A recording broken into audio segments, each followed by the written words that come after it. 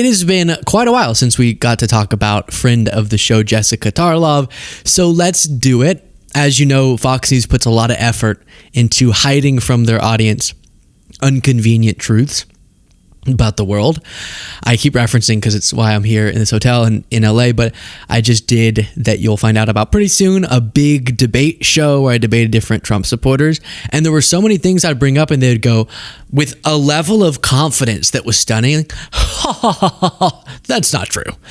And I would go, what? I know it is, like crime data or an oil production fact or an economic data metric. And it's just because the media outlets they go to, and we all get in the echo chamber effect, but there's definitely something pretty bad on the right there that hides these truths from them. So what's beautiful about the five or them letting Jessica Tarlov is every once in a while they have to broadcast some humiliating truths for Donald Trump. Let's start with this one, and it is on a really serious subject, which is you hear Trump saying, Vance saying, etc., people in the wake of the devastating murder of Charlie Kirk that the left needs to stop calling the right fascists. And so as I've been saying, hey, I'd love to have a productive conversation about how we use our words mindfully to reduce the risks of XYZ, but that has to be a group effort. And Trump loves calling his political opponents fascists too. So it's kind of tough for y'all to argue that if we can't be in this together. Yeah, actually, or maybe just in addition, because we're just having a conversation about it. I would love it if nobody would use this kind of rhetoric anymore. And I think Amy Klobuchar made the point very well when Kash Patel was in front of the Senate this week, where she just said, I just want this to stop. I want people to stop demonizing each other. I want people to stop talking about each other this way. But that road has to go in both directions. And you say that the Democrats normalize this just in preparing for the show. Looking back at what Trump said about Kamala, even from just that short 107 days. She's a fascist, okay? She's a fascist. She's a Marxist, communist, fascist, socialist. Actually, she's not a socialist. She's gone, oh, that's funny. Somebody's got to explain this. This is a radical left communist fascist. Politics today is between these far left fascists led by Harris and her group. And I know that we are supposed to live in a world where we don't take Donald Trump seriously because he just splatters everything all over all the time, and so we shouldn't think he really thinks she's a fascist or whatever. But that kid sitting at home who's been radicalized online heard all those things too. Yeah, but he wasn't radicalized. Yes, but there is a reason that the Justice Department removed a study from Democrats were shot and killed. I don't like that Jesse always ignores that. It's offensive. No one should ignore that Charlie Kirk was murdered. Absolutely, no one should mock it. Similarly, no one should ignore or mock or make light of Democrats who have been murdered, Melissa Hortman being the most recent example. On their website showing that the majority of ideological motivated murders in this country by far and away were carried out by right-wing extremists. But they took that down this week. Right, why? Jessica, because forget about this stuff. Forget about the studies. Oh, that's always the answer. That came up today too. He went, stop talking about data or something like that. I was like, oh, what? That is not a sentence you want to leave your mouth. So you could see why so much effort. I'm shocked. Honestly, do I give credit to Fox News for keeping Jessica Tarlov there? Because it's just so devastating sometimes that she'll bring up facts like that have been on Fox News airwaves. I bet they haven't talked about broader political violence crime stats ever, like maybe ever.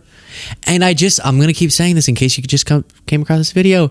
This does not minimize acts of violence perpetuated against right-wingers by a left-winger. It doesn't. But if we're going to solve the problem, we have to be honest about it.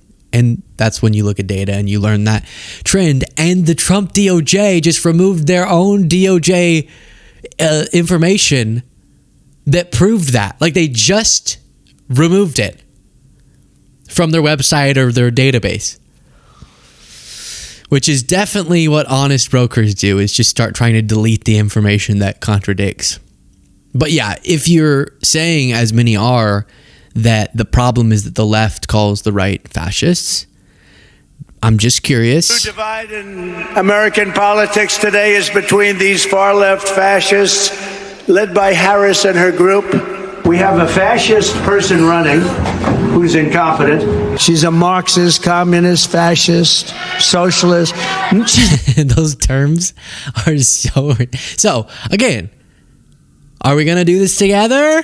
No, obviously not. People don't want to, but I would love to.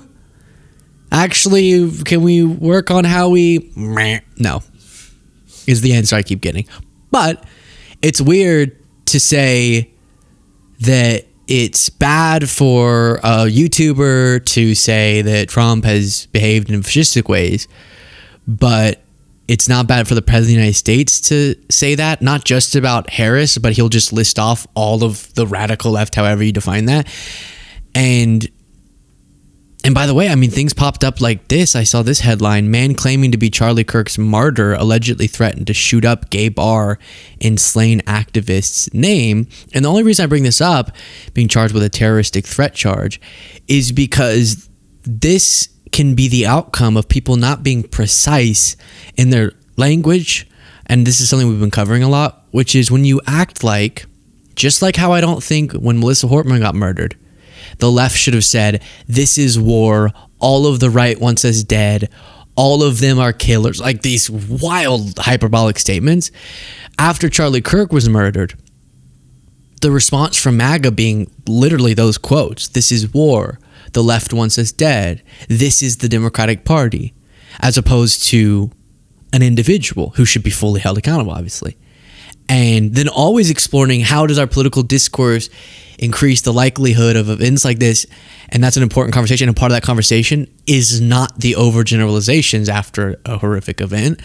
And you will prompt more events like what I just read to you when you aren't more precise and accurate. Then on a different topic, still Jessica Tarlov, still Fox having to broadcast the embarrassing stuff for Trump. Here is on the Kimmel topic. While you watch it, please do click the subscribe button if you appreciate the show. Well, the media and politicians and everyone, all the editorial boards of the nation's biggest paper, including the Wall Street Journal, that wrote Mr. Kimmel's words were only moderately offensive. We want to be clear that none of this justifies the right's resort to regulatory censorship. And the premise that Democrats are more concerned about Jimmy Kimmel than they were about the tragic assassination of Charlie Kirk is completely unfounded.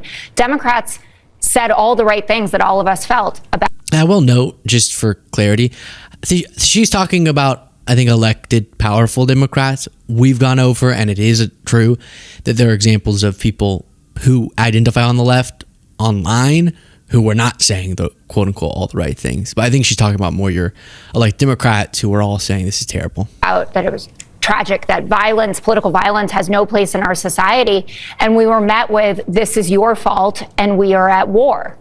There's been this move today to rewrite the story of how Jimmy Kimmel ended up being indefinitely suspended, to absolve Brendan Carr of his role in this and the government's larger role in it. But the timeline just doesn't add up. I've heard, well, read the Hollywood Reporter and read the Wall Street Journal on this.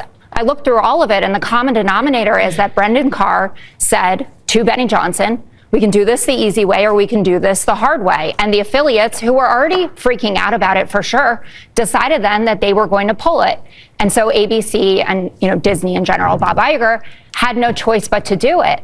There are some smart Republicans that are cautioning them to come back from this line. Ted Cruz, of all people, who's the chair of the Commerce Committee, which actually has oversight over the FCC, said what Carr said there is dangerous as hell. That's right out of a mafioso. Good for Ted Cruz. What? Ted Cruz? Let's see. Maybe we can have a moment of love with the least lovable person ever. State has now done. Here, let's do this. Let me get this. All these idiots have come out and, well, I got to tell you, if they want. Let's say, let's replace him saying. Here's a week. Frankly, they can. Okay. Here, let's do this together.